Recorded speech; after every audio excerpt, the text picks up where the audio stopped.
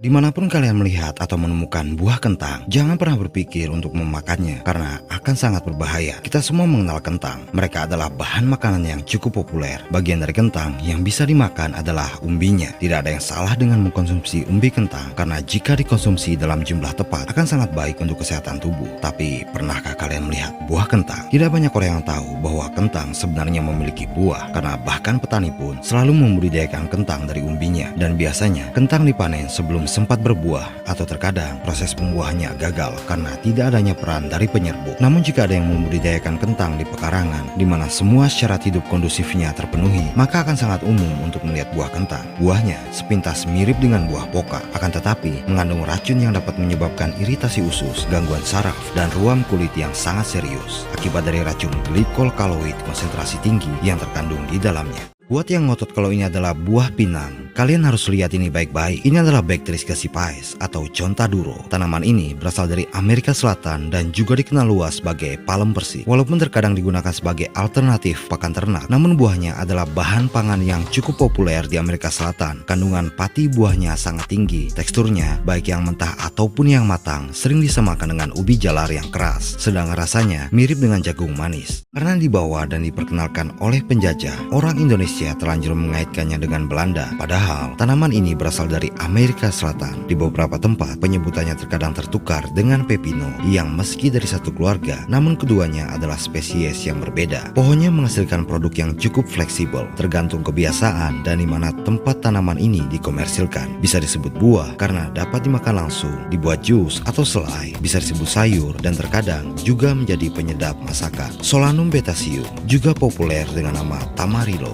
dan di beberapa negara Amerika Selatan, tanaman ini disebut tomate de arbor, sementara di Indonesia dikenal sebagai terong Belanda. Seberapa jauh kalian mengenal Euphorhea cemai? Sebagian besar dari kita mungkin setuju bahwa buahnya sepintas mirip dengan buah pisang. Maka dari itu, buahnya juga dikenal sebagai bush banana atau pisang semak. Tumbuhan ini berasal dari Afrika Barat dan berada dalam famili Annonaceae, yang artinya memiliki kedekatan dengan sirsak, serikaya, dan sebagainya. Tapi alih-alih dimanfaatkan sebagai buah konsumsi, pamornya justru lebih terkenal karena manfaat medisnya. Dan yang paling tersohor adalah kulit dan akarnya yang mengandung senyawa paling aktif untuk melawan malaria. Ini bukan teratai, dan ini adalah salah satu tumbuhan paling bermanfaat di dunia yang beberapa manfaatnya mungkin belum pernah kalian dengar sebelumnya. Dalam penggalan syair dan lagu, bunganya digunakan untuk menggambarkan keindahan. Bunganya memang indah, tapi tumbuhan dengan nama seroja atau lotus ini lebih dari sekedar keindahan. Mereka memiliki biji dan umbi yang dapat dimakan dan menghasilkan hidangan kuliner yang cukup populer di Cina, Taiwan, Vietnam, Myanmar, dan Thailand. Tapi terutama di Myanmar, seroja lebih istimewa. Selain keindahan dan manfaat yang sudah saya sebutkan, di negara itu seroja juga dihargai karena seratnya, di mana itu kemudian ditenun menjadi kain yang dinamai lotus silk, dan karena prosesnya rumit, produk akhirnya dihargai sangat mahal. Ternyata ada jenis terong di dunia ini yang rasanya mirip dengan jeruk. Di Amerika Selatan, buahnya disebut naranjia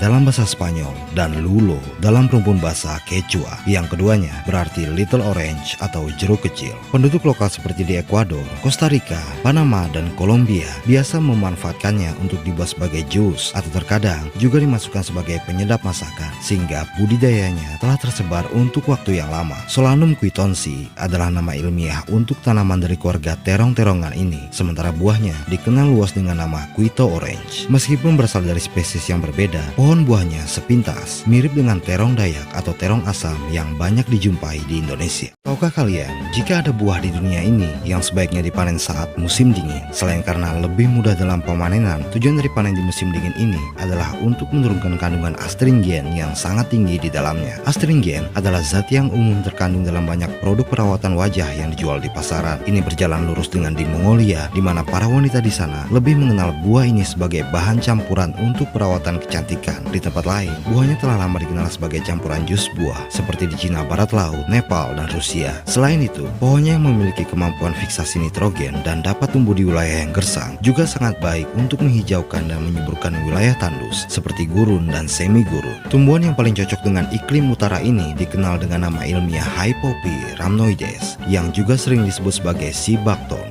Singkong menyajikan tabrakan sejarah yang mungkin belum banyak diketahui orang. Meskipun ada di banyak kuliner khas Indonesia, namun dalam pengetahuan yang sangat umum sekali, singkong disebut bukan berasal dari bumi Nusantara. Singkong dikatakan berasal dari Amerika Selatan dan pertama kali dibawa ke Indonesia melalui Maluku oleh penjajah Portugis pada abad ke-16. Saat Portugis pertama kali menanam singkong di Maluku, singkong tidak ditanam melalui stek batang seperti sekarang, tapi justru dari biji. Itu benar adanya. Dan buat yang baru tahu kalau tumbuhan singkong memiliki biji, tenang aja, kamu nggak sendirian. Singkong disebut masuk ke Pulau Jawa pada tahun 1800-an, tapi semua pengetahuan umum tentang asal-usulnya bisa menjadi kabur karena artikel kuno dari era kerajaan Majapahit menyebutkan singkong telah lama dimakan sebagai makanan para petapa yang biasa dicampur dengan nasi. Ini nampaknya memberikan sudut pandang berbeda tentang asal-usul. Ini adalah salah satu buah paling memabukkan di Asia Tenggara. Meskipun masih menjadi perdebatan, namun banyak literatur yang menyebut kalau buah ini berasal dari Indonesia, sementara yang lain menyebutnya berasal dari India dan Sri Lanka.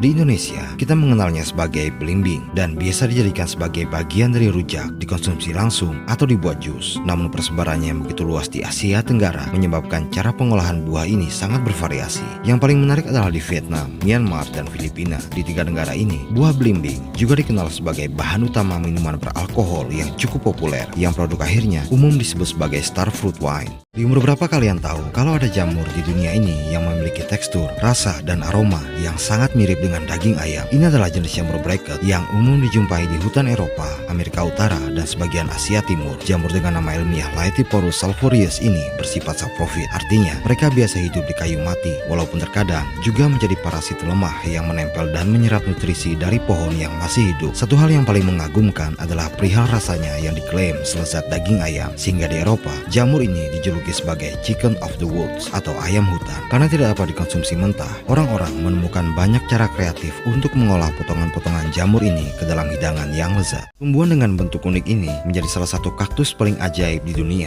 Diawali dari mereka, semua kehidupan di suatu tempat paling eksotis di muka bumi dimulai. Ini adalah Brachycereus nesioticus atau dikenal dengan kaktus lava, satu-satunya spesies dari genus Brachycereus dan sedikit dari tumbuhan perintis yang masih tersisa hingga sekarang. Kaktus lava merupakan tumbuhan endemik Kepulauan Galapagos, di mana masih bagian dari negara Ekuador. Diketahui bahwa seluruh landscape Kepulauan Galapagos terbentuk dari lava, dan setiap kehidupan baru di sana selalu dimulai dari kaktus ini. Kemunculannya di wilayah lava yang mengeras, menggerakkan perubahan besar bagi lingkungan. Mereka menyebar dalam kelompok yang luas, menumbuhkan akar-akarnya pada celah-celah lava yang mengeras, kemudian memecah lava dalam proses yang disebut rock weathering. Saat tumbuh, kaktus lava menyediakan sumber makanan untuk hewan dan mikroorganisme, dan ketika mati, mereka mulai menciptakan humus yang pada akhirnya menciptakan habitat tempat di mana pohon dan semak dapat tumbuh. Memang bentuk-bentuk seperti ini identik dengan awal kehidupan baru karena ini adalah buah yang memiliki nilai sakral sangat tinggi, mulai dari mitologi Yunani, peradaban Romawi kuno, hingga kepercayaan lama di India dan Iran. Semua menyebutkannya sebagai buah sakral karena sering diidentikan dengan kematian, akhir peradaban, tipu muslihat, sampai dikaitkan dengan kesuburan wanita.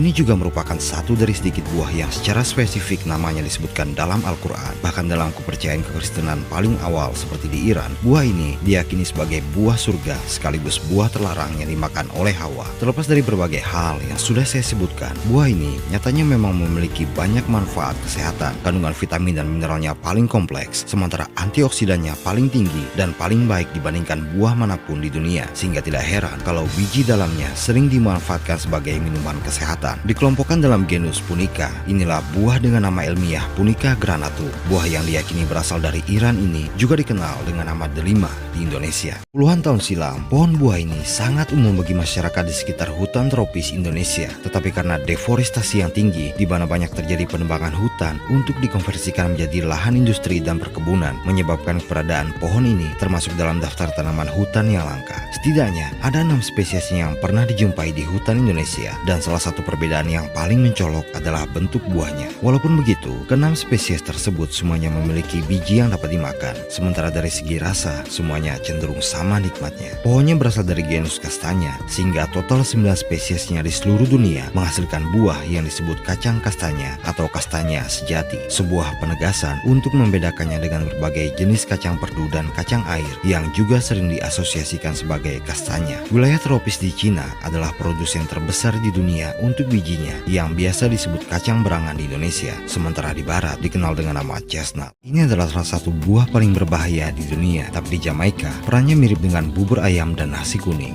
Buahnya berasal dari famili Sapindaceae yang artinya memiliki hubungan spesifik dengan buah yang sering kalian makan, leci, rambutan, dan kelengkeng. Di Jamaika ada pemahaman khusus yang telah berkembang secara tradisional tentang bagaimana mengolah buah beracun ini menjadi aneka makanan yang lezat. Sementara bijinya bisa dijadikan sebagai deterjen alami. Buahnya baik itu yang masih mentah atau yang sudah matang sama-sama mengandung racun hipoglisin, racun yang cukup serius dan dapat menyebabkan kematian. Ada puluhan catatan kematian akibat buah ini di Jamaika dan kebanyakan korbannya adalah turis asing dan anak-anak yang iseng ingin mencicipi buah ini dengan berbekal pengetahuan yang terbatas. Merupakan buah nasional dari Jamaika, inilah buah yang disebut aki dan menjadi bahan utama menu sarapan populer di negara itu, yaitu aki and saltfish. Merupakan spesies pohon yang berharga dengan banyak nilai. Persebarannya terutama terdeteksi secara liar di hutan subtropis Asia Timur dan sebagian hutan tropis Asia Tenggara. Pemanfaatannya telah dikenal dengan baik oleh masyarakat tradisional di Asia, terutama bijinya yang dapat dimakan, di mana rasanya merupakan kombinasi unik antara pedas, gurih, dan asin. Nilai gizinya sangat tinggi. Bijinya juga bisa diekstrak menjadi minyak dan digunakan dalam pengobatan tradisional. Batangnya dijuluki kayu abadi di Thailand, dikenal berharga sebagai bahan bangunan, furniture, dan kapal kayu. Nama ilmiahnya adalah Torreya grandis karena diklaim berasal dari Cina dan Cina sendiri adalah produsen utama untuk produk kacang dan minyaknya. Maka secara umum tumbuhan ini dikenal sebagai Chinese nutmeg yew yang secara sederhana dapat diartikan sebagai pala taksus dari Cina. Meskipun demikian, Torreya grandis tidak memiliki hubungan dengan pohon pala dan hanya berada dalam satu famili dengan pohon yew atau yang lebih dikenal sebagai pohon taksus. Sepintas bentuknya mengesankan bahwa ini adalah semacam hewan laut, tapi mereka sama sekali bukan hewan. Dan meskipun hidup di perairan, tapi bukan juga berasal dari laut. Ini berasal dari spesies tumbuhan air yang secara liar bisa dijumpai pada perairan air tawar di benua Amerika, Asia Timur, dan Asia Tenggara. Tumbuhan ini sempat terdaftar dan dilindungi oleh pemerintah Cina dengan predikat sayuran berharga yang harus dijaga. Sifatnya tidak invasif, sehingga belum ada catatan masalah yang ditimbulkan oleh tumbuhan dengan nama ilmiah Brasenia screwberry ini. Di Cina, khususnya di provinsi Guangdong, mereka telah lama dibudidayakan oleh penduduk setempat untuk diambil pucuk mudanya dan dijadikan sayuran yang berkilonya dihargai sekitar 30-40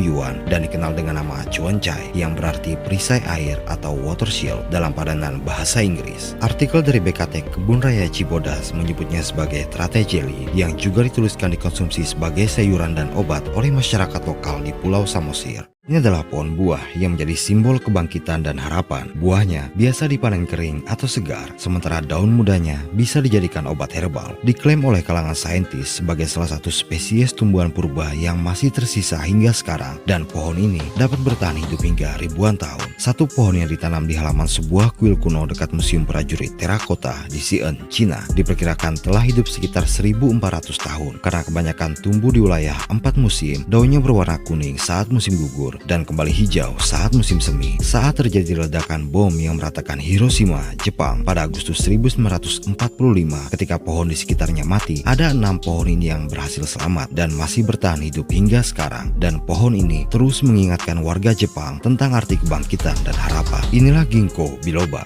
di mana buahnya menghasilkan produk kacang ginkgo yang terkenal. Sementara dari sisi farmakologi, ekstrak daunnya tersohor karena memiliki manfaat kesehatan yang sudah tidak perlu diragukan.